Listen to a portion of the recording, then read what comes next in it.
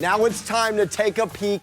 Early line movement, the three games we did not get to yesterday. We are talking right now, and it kicks off with the champs, Tom Brady and the Bucs at home at Raymond James against the Eagles. This line has moved. 7.5 it opened. I even saw it at 7 out the gate. It has now moved to 8.5. Why? Because the public and the money is coming in on Tampa Bay. I'm seeing it right now, 64% on the spread, 67% on the money line. If you want to say it's the Joe side, you would say it's the public side, which is the Bucs. But for good reason. They are a double-digit swing from point differential on the road than they are at home. Meanwhile, the Eagles, rookie quarterback, first time they're dancing, a ton of COVID protocols coming back as well. I would say the Cappers keeping it at 8.5. I don't expect it to move. Maybe a hook or not. And it's also been bet down. I did want to point out, though, the Bucs at home are something to not snub at. 6-1 against the spread in their last 7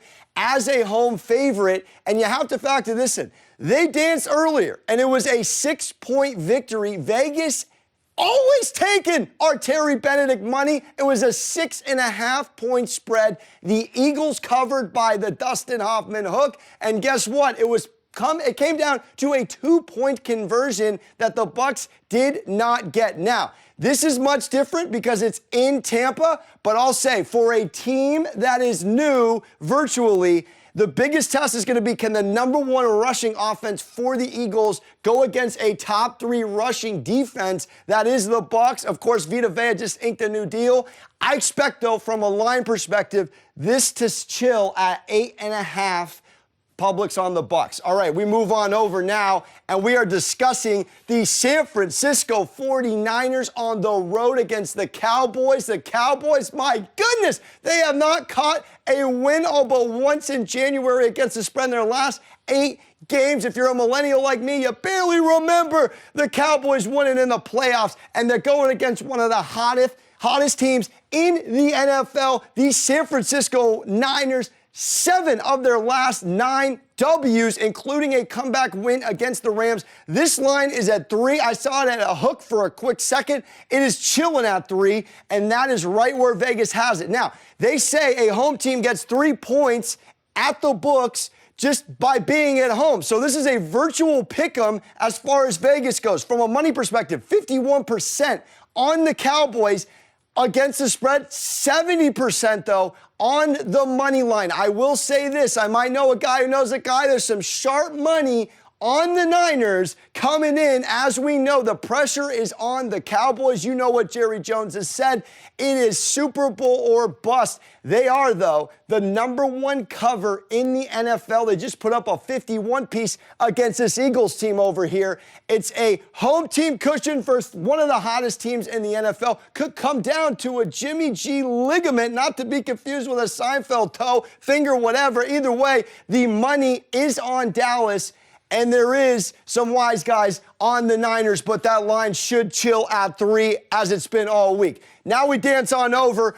We got the Pittsburgh Steelers. Just happy to be here. Big Ben, cul-de-sac father of 3. They're saying the arm can't go deep. Either way, the defense got him there, and they're going against the Chiefs. You remember this game just a few weeks ago at Arrowhead, 36-10, absolute blowout. When I tell you the money's on the Chiefs, 96% of the money line is on Kansas City to move on. They went 2-0 last year in the playoffs, 1-1 against the spread against the Bills and the Browns respectively. But you do know Pittsburgh and Mike Tomlin, 2 wins to every 1 virtually as an underdog.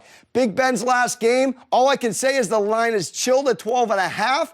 Some have it around 14. It's not moving, though. 54% of the public at the moment, and the money is on the Chiefs to cover that line. Everybody's on the Chiefs to win.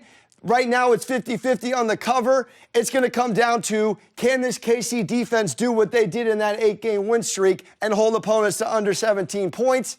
If they can't run the ball in Pittsburgh, it's all but over. But that line should chill at 12.5 for the rest of the week. All right, now I'm moving over. I got to make some picks. On the Chiefs note, look, I don't trust the Titans. We'll see if Henry comes back full strength. We have a Kansas City team this is how I see it. I see the Bengals catching a win against the Raiders. They get a chance to potentially go against the Titans if it works out. They eliminate them. Then the Chiefs get a nice little rebuttal against the Bengals, and they go to their third straight AFC Super Bowl. Now, this is a team that was 9-1 down the stretch with 7 straight covers. 4th most points in the league, 8th most points in points against.